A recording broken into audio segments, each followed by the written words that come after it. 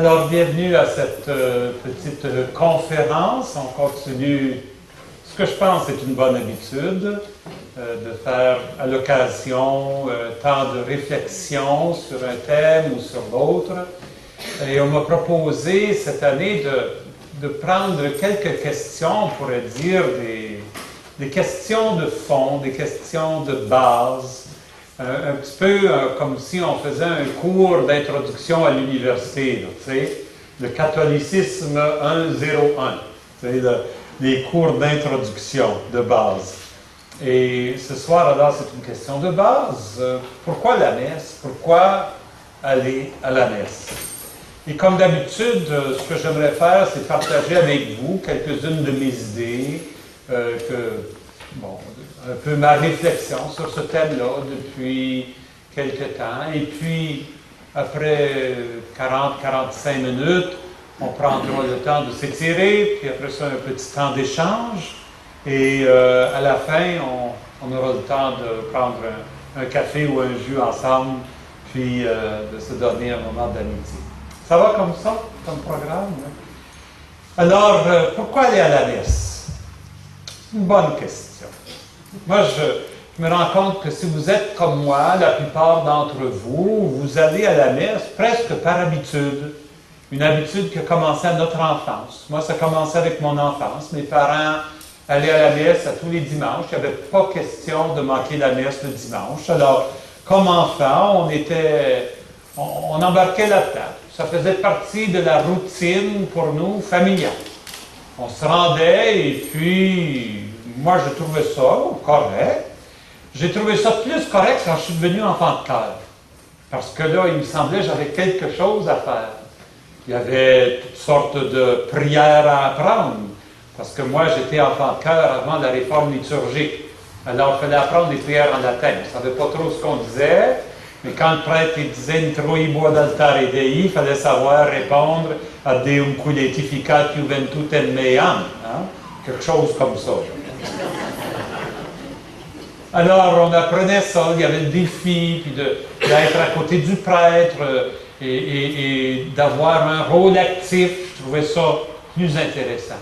Évidemment, quand je suis devenu jeune adolescent, c'est devenu encore plus intéressant quand j'ai commencé à jouer de la guitare à la messe. Imaginez.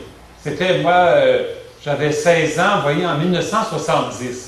C'était le début de ce qu'on appelait à l'époque, vous vous rappelez peut-être de ça, les messes à gogo.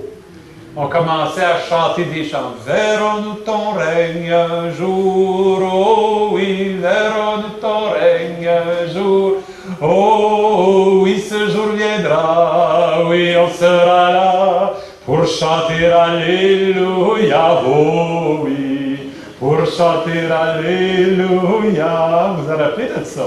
Puis moi, j'avais la chance de jouer de la guitare. J'avais un ami qui m'avait montré à jouer de la guitare. Et c'était la seule place qui me laissait jouer de la guitare en public, c'était à la messe. Alors, j'aimais ça le dimanche, arriver, là, accorder ma guitare. On était un petit groupe d'amis. On allait pratiquer, puis là, on animait la messe. Quand je suis arrivé à l'université, ben là, j'étudiais en musique. Et puis, une de mes amies qui était en musique... elle a appris que j'étais catholique, puis elle a dit, écoute, tu as une belle voix, est-ce que tu ne viendrais pas, tu joues de la guitare, que tu ne viendrais pas aider à animer la musique à la messe pour les étudiants de l'université. Alors, j'ai dit, bon, d'accord. Puis je me suis retrouvé, je continuais à faire de la musique. On pourrait dire que la musique, pour moi, a vraiment été ce qui m'a gardé fidèle à la messe. Puis je ne me suis pas beaucoup posé de questions à propos de la pratique dominicale.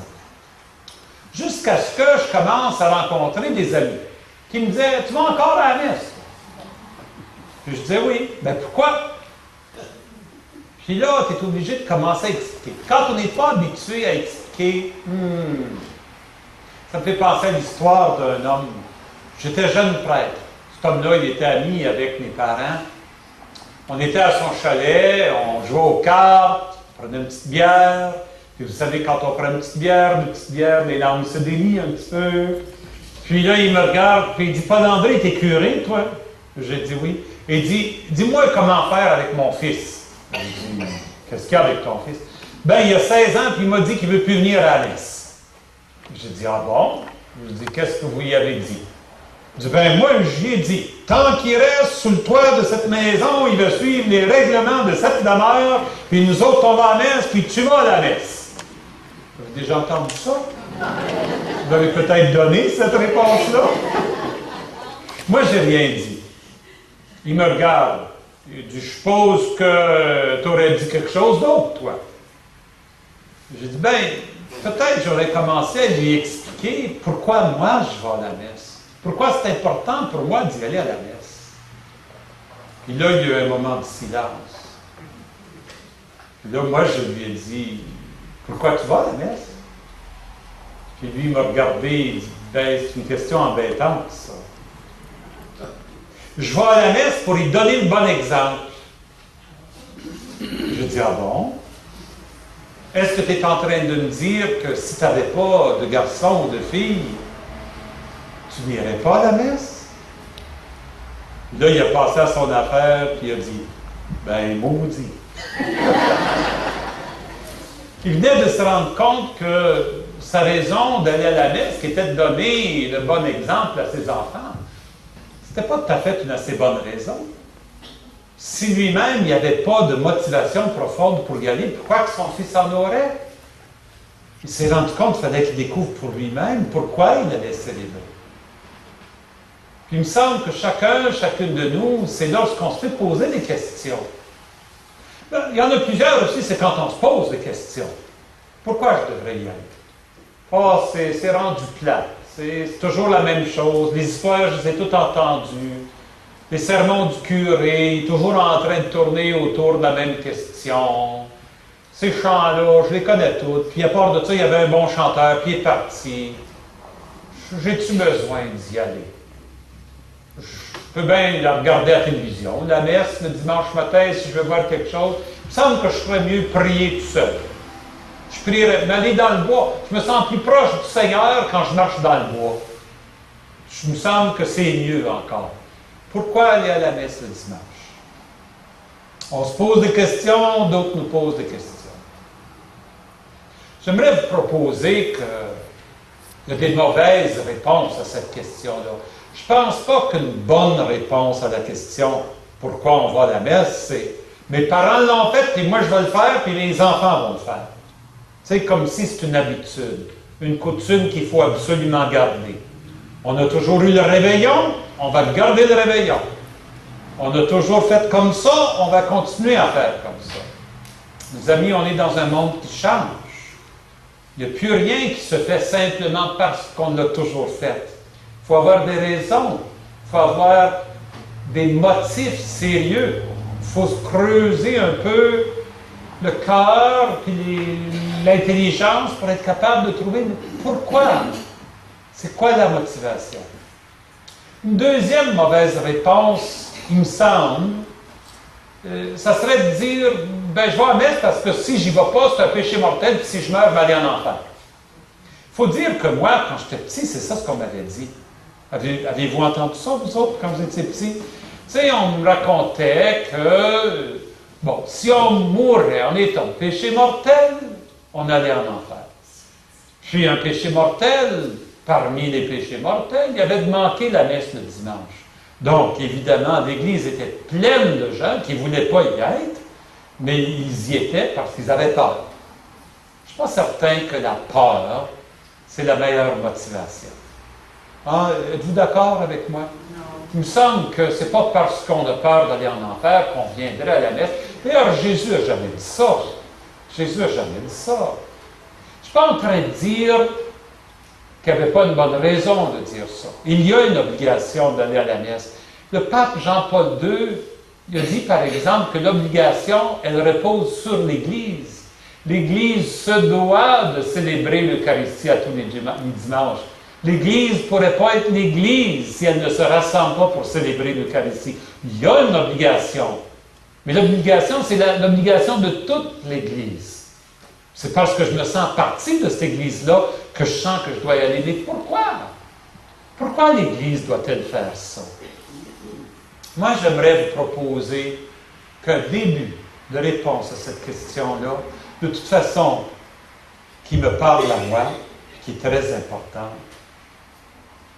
La première raison, il me semble, pour laquelle je viens célébrer l'Eucharistie, c'est parce que Jésus m'invite à le faire. Il m'invite à le faire. Il a invité tous ses disciples à le faire. Le soir avant de mourir. Le soir avant de mourir, il a pris du pain, du vin. Il rendit grâce, les Écritures nous disent. Il rompit le pain, il le donna à ses disciples en leur disant « Prenez et mangez, ceci est mon corps ». Il leur donna la coupe à boire en disant « Prenez et buvez, ceci est la coupe de mon sang, le sang de l'alliance nouvelle et éternelle versé pour vous. » Et il ajouta « Faites ceci en mémoire de moi. » Ça, c'est le clou. Faites ceci en mémoire de moi. Moi, il me semble que si j'avais un ami, un bon ami, qui était mourant, puis qui me disait, Paul André, je sais que je vais mourir, là, je voudrais que tu fasses quelque chose pour moi. Je voudrais que les vendredis soirs, là, tu sais comment les vendredis soirs, on a toujours prendre une marche ensemble puis on regardait les étoiles. Là. Je voudrais que le vendredi soir, tu jettes un coup d'œil dehors, tu regardes les étoiles, puis que tu penses à moi. Tu ferais tout ça en souvenir de moi, en mémoire de moi? Tu ferais tout ça pour moi? Puis je disais, ben oui. Le lendemain, il mourait. Pensez-vous que le vendredi suivant, je ne serais pas, à un moment donné, en train de faire un petit pas dehors, puis de regarder les étoiles, puis de penser à mon chum? Puis je le ferai le vendredi après, puis le vendredi après, puis tous les vendredis soirs, parce qu'il m'a demandé de le faire, en souvenir de lui. Êtes-vous d'accord? C'est pas parce que j'ai peur, c'est pas parce que c'est une obligation, c'est parce qu'il m'a invité. Faites ça en mémoire de moi, dit Jésus. Qu'est-ce qu'il dit? Faites ça en mémoire. Faites quoi, il dit? Prenez le pain, prenez le vin, rendez grâce à Dieu, fractionnez le pain, partagez-le. Rappelez-vous de mes paroles. C'est mon corps livré pour vous, c'est mon sang versé pour vous. Faites ça en mémoire de moi. Saint Paul nous dit, chaque fois qu'on fait ça, on est en train de proclamer sa mort puis de célébrer sa résurrection jusqu'à ce qu'il vienne. Jusqu'à ce qu'il vienne. Dans la messe. Est-ce que c'est pas ça ce qu'on fait? À la préparation des offrandes, on apporte le pain et le vin. Puis le prêtre, qui tient la place de Jésus parmi nous, le prêtre prend ce pain et ce vin-là. Au nom de toute la communauté, il l'accueille. Pour ça, la procession d'offrande, c'est important. Bon, dans bien des places, c'est compliqué. On a du trouble à trouver quelqu'un pour faire ça à toutes les messes. Et puis, des fois, on laisse le pain et le vin sur la petite crédence. C'est juste l'enfant de cœur qui va. La procession est courte. Des fois, le prêtre le met sur l'autel avant de commencer la messe. Là, il n'y a presque pas de procession. Tu sais. Mais dans le fond, la procession des offrandes, c'est le pain et le vin que l'on prend en mémoire de lui. La première chose qu'il fait, c'est de prendre le pain et le vin. Il prend, béni sois-tu, Dieu de l'univers, toi qui nous donnes ce pain, ce vin, fruit de la terre, de la vie, du travail humain. Nous te les présentons et deviendront pour nous le pain de la vie, le vin du royaume éternel. Béni soit Dieu maintenant et toujours. On a pris le pain et le vin. Et ensuite, qu'est-ce que Jésus a fait? Il rendit grâce. C'est ça ce qu'on fait. En mémoire de lui, parce qu'il nous a invités à le faire. On rend grâce avec Jésus, en Jésus, par Jésus. Là, c'est la grande prière d'action de grâce. Il commence avec les mots que vous commencez. Le Seigneur soit avec vous et avec vous. Élevons notre cœur. Rendons grâce. Vous voyez, le prêtre le dit, rendons grâce au Seigneur notre Dieu. Cela est juste. Pourquoi c'est juste et bon? C'est juste et bon parce que c'est exactement ce que Jésus nous a demandé de faire. C'était ça son invitation. Prenez le pain et le vin, rendez grâce. Si c'était mon chum, là, puis je sortais dehors, quelqu'un me disait, pourquoi tu fais ça? Parce que c'est juste que je fasse ça en mémoire de lui, puis c'est bon.